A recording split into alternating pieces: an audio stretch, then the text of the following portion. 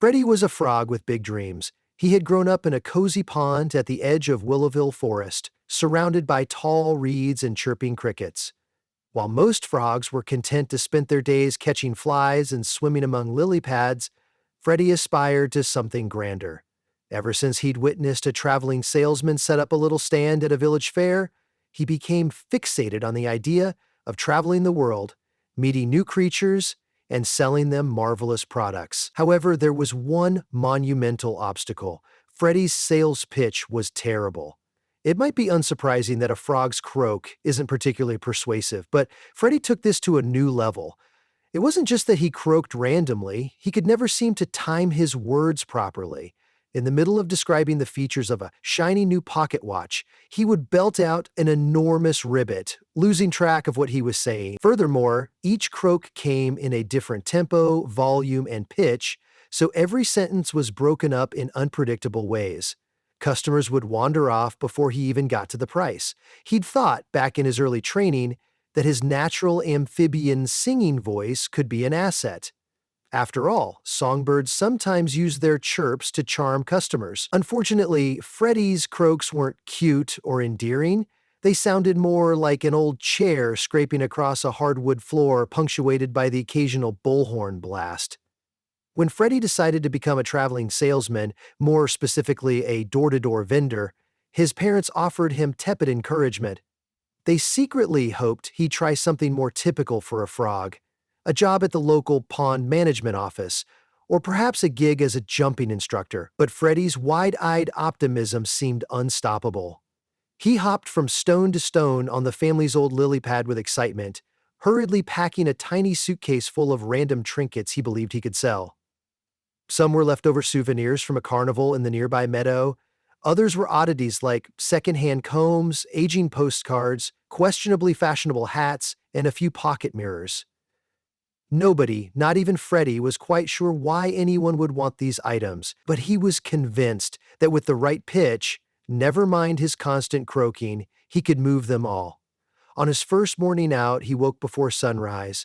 The air was still damp with dew, and the moon was just disappearing behind the tall, whispering pines. Freddie hopped off the lily pad with a singer's confidence. "Today is the day," he said, though his statement was broken up by an unexpected, guttural ribbit that made him flinch. He hurried across the damp grass, careful to avoid muddy puddles that might soil his dapper little salesman's suit, an outfit that included a miniature checkered vest, a pocket square made from a rose petal, and a set of custom-fitted shoes that made his webbed feet look vaguely like clown feet. Freddie arrived at the edge of a small village. The houses had charming thatched roofs, and the roads were lined with cobblestone. Wagons passed by carrying vegetables, milk jugs, and various lumps of hay. The shop windows displayed jars of candy, wheels of cheese, and sturdily crafted wooden toys. He was certain this was the ideal place to begin his sales career. Why, just look at all these potential customers. He carefully laid out his assortment of goods. He perched his sale sign at a jaunty angle against a lamppost. Then he cleared his throat, or tried to, but only got a long, squeaking croak. Hoping nobody had noticed, he waited for his first customer. It was an old badger wearing a tattered cap. He ambled up to Freddie's makeshift stall, peered at the array of items, and scratched his chin. "What's all this, then?" asked the badger, voice scratchy as dried leaves. Freddie gave his best smile and tried to introduce himself. "Hello, I'm F.R. Ribbit. Sorry, Freddie the Frog, traveling sales ribbit man at your service. Could I introduce you in a lovely, vintage, well-used croak-comb?" The badger squinted, not sure he'd heard right. "A well-used comb?" he repeated, looking unimpressed. Freddie nodded vigorously, flicking out his tongue in excitement. "Guaranteed to run through your fur croak hair with minimal snag croak," he said, finishing with a strangled squeak. By that point, the badger appeared more confused than interested. "I think I'll pass," muttered the customer as he ambled away. The expression on the badger's face suggested that this was possibly the strangest thing he'd encountered all week, and that was before he even heard the price. Unfazed, Freddie decided to approach a different strategy: door-to-door visits. He packed up his stall, balanced his suitcase on his back, and hopped up to the first cottage. He knocked on the door 3 times. A large tabby cat with a green bandana opened it, looking mildly alarmed to see a frog standing there in shoes. Freddie put on his biggest grin, took a deep breath, and made his pitch. "Good morning, ma'am. My name is Ribbit Freddy, and I have a spectacular item that Crook will change your life forever. Are you familiar with postcards from last year's carnival?" The cat rubbed her eyes, as though she was having trouble understanding reality. Freddie continued, ignoring her confusion. "These postcards are nearly Ribbit collector's items, but for a limited time only, you can get Croak a whole set of 5 for the price of 4. The tabby cat blinked once, then tried to process this. "I'm sorry, postcards from last year's carnival are supposed to do what for me exactly?" she finally asked. Freddie's brain scrambled to come up with an answer that sounded at least remotely useful. "Well, you can frame them or display them, or Croak use them as decorations in your, cat condo?" he said with desperate cheer. Sensing her hesitation, he thrust a card in her direction and tried to stealthily demonstrate how vibrant the colors were. However, the entire pitch fell flat when he, unprompted, let out a series of croaks that sounded like a toad choir gone awry. The cat, startled, slammed the door with a hurried apology. Freddie's face drooped, but he hopped onward, determined to find a more receptive audience elsewhere. The next few houses went just about the same.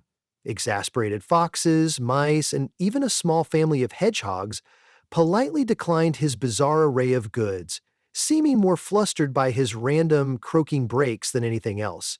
At one door, Freddie attempted to present an old pocket mirror. The raccoon who opened it said, "Wait, are you selling me my own mirror? I tossed that out last week." Freddie hadn't realized he'd scooped that exact mirror from a secondhand sale behind a barn. Thoroughly embarrassed, he sped away, leaving the raccoon shaking his head in astonishment. By mid-afternoon, Freddie felt thoroughly deflated. He'd made precisely 0 sales, and his throat was feeling scratchy from croaking so many times. Sitting on a little rock near the village fountain, he took out a canteen of water to soothe his overworked vocal cords. For a moment, he considered whether he should keep trying, but his big dream refused to die that easily. Accepting that these villagers might not be the best customers for him, he decided to expand his territory.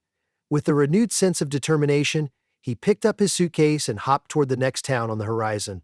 He reached Meadowville by sunset, a place known for its rolling grassy knolls, bright flowers, and an assortment of cottages lined up near a sparkling stream. The atmosphere seemed friendly. Rabbits hopped about carrying baskets of produce, and birds perched on fences chirping tunes.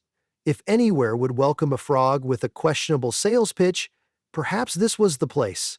Freddie found a small inn near the end of the main dirt road. The sign read, "The Cozy Dandelion," accompanied by a simple drawing of a fluffy dandelion.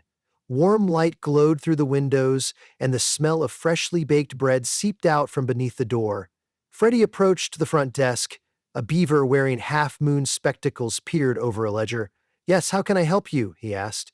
Freddie introduced himself with minimal croaking, a small personal victory, explaining that he was a traveling salesman in need of a room for the night. The beaver raised an eyebrow at the mention that Freddie specialized in miscellaneous goods, but said politely, "We have one room available. It comes with a small bed, sized for, well, not exactly for frogs, but maybe you'll manage." Freddie croaked in relief, paid the small fee from the meager savings he'd squirreled away, then trudged upstairs, his mind already planning how he'd tackle the next day's sales. He fell asleep on top of the covers, croaking softly in his dreams, visions of successful deals dancing in his head. The next morning, he set up a small stall in the center of Meadowville's marketplace. This time, he arranged his items more carefully and added a handwritten sign that read, "Fantastic finds one of a kind." People ambled by curiously. Freddie resisted the urge to open with a rambling pitch. Instead, he simply greeted them with a tip of his hat, letting them approach on their own. For a moment, it seemed promising. An aged squirrel eyed the postcards. A curious duck picked up one of the hats and tried it on. Freddie held his breath, determined to keep his croaks under control, But the second he opened his mouth to mention the features of the hat, an unfortunate ribbit exploded, louder than a trumpeting elephant. The duck almost jumped out of his feathers, the hat flying off his head. A mother otter scolded Freddie for scaring her pups, and the animals hastily dispersed, leaving him standing there alone amid the swirl of dust kicked up in their departure. Again, no sales. At this rate, Freddie wondered if he should shift careers completely.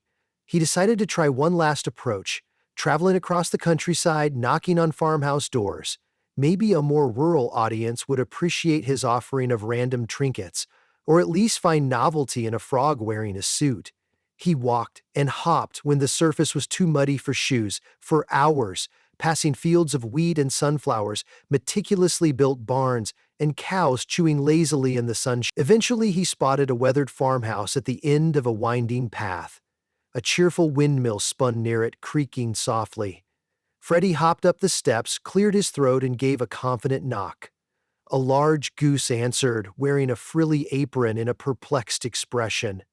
"Oh my, a frog in shoes!" she exclaimed. The goose's voice carried a musical lilt that brightened the air around her. "Good afternoon, ma'am," Freddie began. "I'm traveling through these parts, and I'd love to show you some ribbit products that might interest you. Could I trouble you for a moment of your time?"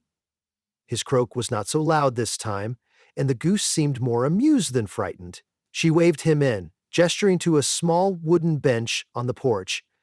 "So, you're selling what exactly?" she asked politely. Freddie opened his suitcase. The goose's bright eyes scanned the items: the battered comb, the carnival postcards, the questionable hats, the pocket mirrors, and a random wheel of cheese, which Freddie had purchased in a fleeting optimism that cheese might sell well. Never mind, it was room temperature and unwrapped. The goose did her best not to look bewildered. "Well, I think my husband might need a new comb," she ventured. "Could you—" She trailed off, letting Freddie take over the demonstration. Eagerly, he picked up the comb and tried to explain its features. This comb has a fine ribbit arrangement, perfect for smoothing croak feathers or fur, and as you can see, it's quite sturdy. To prove its sturdiness, he tried to bend the comb, but it snapped clean in half. Freddie's face froze. The goose stared. For a brief second, they both just looked at the broken comb in mutual astonishment. Then Freddie, not one to give up easily, recovered by proclaiming, "Ah, it doubles as two smaller combs now," he forced a grin. Unfortunately, his anxiety triggered another involuntary croak, a deep, resonating grah that reverberated against the farmhouse walls. The goose nearly slipped off the porch from surprise, and a noise from the barn suggested something inside had spooked. From within, they heard the sudden commotion of a horse neighing and a goat bleating. "I think that's enough demonstration," the goose said, calmer than expected but obviously rattled. She took a moment to collect herself. She looked at Freddie's dejected little face, noticed his parted lips as if he was about to apologize, and her heart softened. "You know what?" she said. "I believe you meant well. Let me see that cheese instead." Freddie brightened. He gingerly offered her the wheel of cheese, trying not to croak. She examined it. Room temperature, unwrapped, possibly a bit sweaty, she mused. "But maybe I can still use it in a casserole tomorrow." With a small smile, she handed him 2 coins in exchange. Freddie felt a seismic wave of triumph rush through his froggy veins. His very first sale! Sure, it was borderline questionable cheese, but it was a sale nonetheless. Emboldened by this victory, Freddie hopped away from the farmhouse with renewed energy. As he departed, he couldn't help but croak a little more melodically, humming a nonsense tune in his throat. He visited a few other farmhouses, and while most owners politely declined his random knickknacks, a donkey bought a packet of postcards to use as inspiration for painting landscapes. A family of ducks purchased a battered straw hat, claiming it would be perfect for the scarecrow they planned to set up in their field. By dusk, Freddie had earned enough for a small dinner and lodging in a tiny barn along the road. Feeling more confident, he drifted into a dreamless sleep on a bed of hay, convinced that better days were finally within reach. Morning came with the crow of a rooster, rousing Freddie from his straw bed. He polished his shoes, well, he tried, though they were quite dusty and set off once again. The crisp air filled him with a strange optimism. He would keep traveling, keep refining his pitch, and maybe even overcome his well-timed but unstoppable croaks. He hopped into a new village by midday, this one nestled near the edge of a large lake. The scenery was magnificent. Willows draped their branches along the shore, and simultaneously the small cluster of shops looked lively, yet Freddie decided to warm up at a local diner, try to talk to the townsfolk in a casual setting. He walked in, a tiny bell above the door chiming his arrival. The chatter inside was warm and inviting. A friendly-looking marmot behind the counter nodded hello, gesturing for Freddie to take a seat on one of the miniature stools. The frog climbed up rather precariously, his legs splaying awkwardly. "What'll it be, friend?" asked the marmot. Freddie ordered a mug of hot tea to soothe his throat. The marmot prepared it, and as soon as the steam hit Freddie's face, he felt a momentary sense of calm. Maybe in this relaxing environment he could speak without incident. Next to him sat a spectacled mole, quietly reading a newspaper. Freddie decided to practice conversation. "Kind of you to let me croak sit here," he said softly, crossing his little legs. The mole looked up, adjusting his glasses. "No trouble at all," the mole answered. "You're not from around here, I gather?" Freddie nodded. "I'm a traveling salesman," he replied, doing his best to space out his words so no croak would interrupt. "I have a variety of ribbit goods for sale. If your croak interested." The mole's eyebrows rose, but he remained polite. "I'm new in town myself, so I need a few things for my new house. What do you have?" Freddie practically glowed. "I have postcards, I guess they're not essential to house furnishing," he laughed nervously. "Just show me," the mole said, setting down his paper. Freddie reached into his bag and carefully drew out the items one by one. The mole studied the postcards, a chipped teacup, some mismatched silverware, and a small wooden figurine of a dancing bear that Freddie had found in a roadside ditch. That's quite a hodgepodge," admitted the mole. Freddie's face fell a bit, but the mole didn't look disinterested. "Actually, you know what? I could use those forks and spoons. Been eating soup with a big ladle for days." He rummaged in his pocket, pulling out 3 coins. A big smile broke across Freddie's face. He tried to say thank you, but it came out as a short, startled croak. Despite the mole's startled jump, the transaction went through, and another sale in the bag. Motivated, Freddie finished his tea, paid the marmot, and gave the mole a friendly goodbye. He stepped out of the diner, the day looking brighter than ever. He decided to move stall to stall in the local farmer's market, chatting with each shopkeeper. Even though he still broke up his sentences with random croaking, the neighbors seemed used to eccentric characters. One tomato vendor asked politely if he was part bullfrog, because she'd never heard a frog croak with such vigor. Freddie, not sure how to respond, just laughed off the question. Another shopkeeper, a weasel, teased him that maybe he should sell frog calls to hunters. Freddie lightly explained that such a thing would be morally contradictory to my amphibian brotherhood before bursting into a cacophonous croak they all found strangely charming. As the afternoon wore on, Freddie made a handful of smaller sales. A chipped mirror to a thrifty mouse, an old straw hat to a turkey who was convinced it made him look debonair, and even one of the carnival postcards to a goose who liked collecting them. True, none of these transactions made him rich, but he felt the faint glow of accomplishment. Perhaps his dream wasn't so impossible after all. Maybe he just needed to find the right mix of perseverance, humor, and acceptance that his croaking would never fully go away.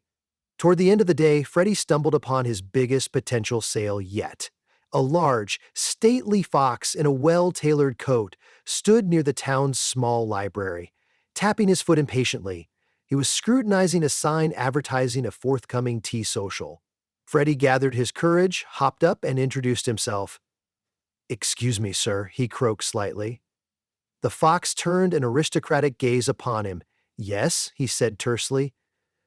"I'm offering all sorts of unique items, ribbit for those, like yourself, who appreciate quality. Perhaps you'd like to see my selection." Normally leading with unique items might be too vague, but the fox, out of curiosity or boredom, nodded. Freddie tentatively laid out his small collection, noticing it was dwindling. The fox's keen eyes landed on the battered wooden figurine of the dancing bear. That's rather quaint, he mused, lifting it with careful pause. Is it an antique? Freddie opened his mouth, almost croaking a yes, but realized he had no clue if it was an antique. For all he knew, it could have been whittled last year. But the fox was obviously enchanted by the carving's rustic charm. Freddie decided to be honest. Mostly. I found it on my travels. It's got a certain rustic character, yes, he said. The fox peered closely at the details. Despite a few chips and nicks, the figurine had a cheerful expression and intricately carved fur lines. How much? Asked the fox. Freddie's heart pounded. He'd never had to quote a price for such an item before, and in truth it was probably worthless. But he sensed the fox might pay well for something he considered elegant or unique. Uh, I, well, Freddie stammered. Then, in a moment of paradoxical clarity, his croaking soared out with comedic timing. bit. 8 coins. The fox blinked in confusion. Freddie cringed, his face heating up in mortification. But to his shock, the fox nodded thoughtfully. 8, you say. Let's make it 6 coins, considering the wear. Deal?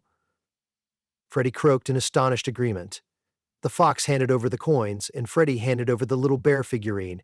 The fox gave him a curt nod, turned on his heel, and strode away, leaving Freddie gazing after him in wide-eyed triumph. That was by far the best sale he'd ever made. In that moment, any lingering doubt about Freddie's unlikely career vanished. Sure, he was still a frog with the croaking habit that interrupted every other word. And sure, his merchandise was mostly borderline junk.